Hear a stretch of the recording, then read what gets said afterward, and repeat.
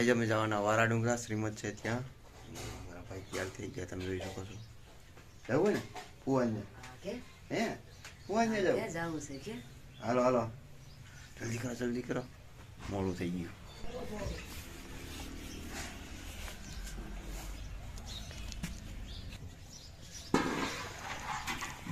હાલો તો હાલો આપણે એસી વાળી ગાડીમાં જવું કા? એસી વાળી ગાડીમાં જવાનું અમારે.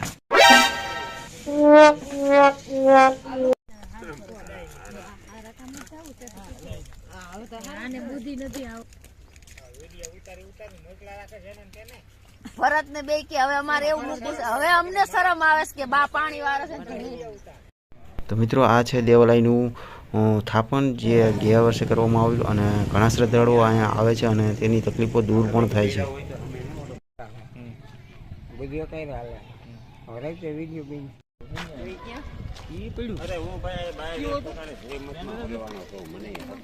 આ છે સમાજવાડી, જ્યાં અત્યારે જમણવા ચાલુ છે અને અમે જમવા જઈએ છીએ. તો મળીએ જમીને.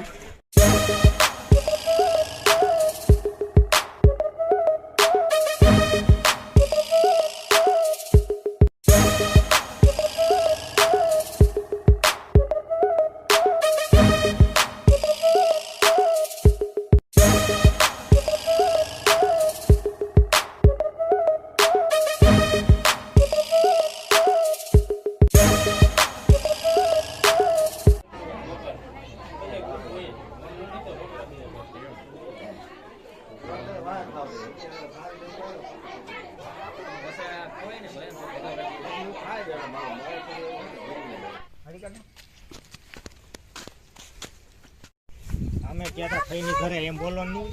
તમે જોયા હો કે બટાઈમાં બોર હતા. હા પાકી ગયા. અરે એમાં પાઈકા હો.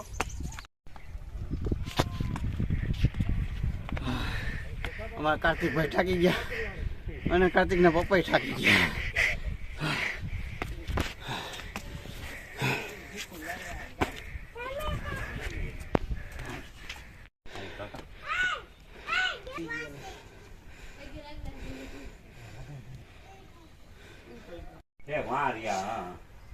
થાકી ગયા હવે અને ખૂબ ચડ્યા સીડી અને કાર્તિકને ખાસ કરીને થાકી ગયો. કાર્તિકને તેડવો પીડો.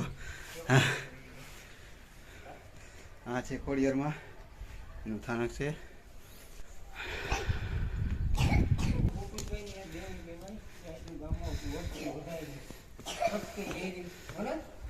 આ છે ખોડિયારમાંનું મંદિર. તમે જોઈ શકો, મસ્ત ખૂબ જ સરસ મંદિર બનાવેલું. સ્થાપના કરવાની છે નથી.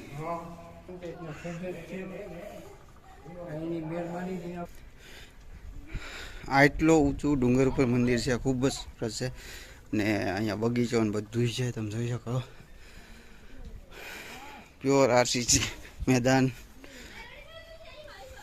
કેવી જગ્યા હે? જગ્યા બહુ સુંદર હો. હે બહુ સુંદર જગ્યા. ઠેઠ એટલા ધાર ઉપર આટલું બધું મંદિર બનાવવું અને ઝાડવા અને અહીંયા પાણી પોગાડવું, એ જ મોટી વાત છે. અને ખૂબ જ મસ્ત મંદિર, રમણીય વાતાવરણ છે. હા. બસ એટલો બેસી એ આવ્યો કેમ એમ થાય?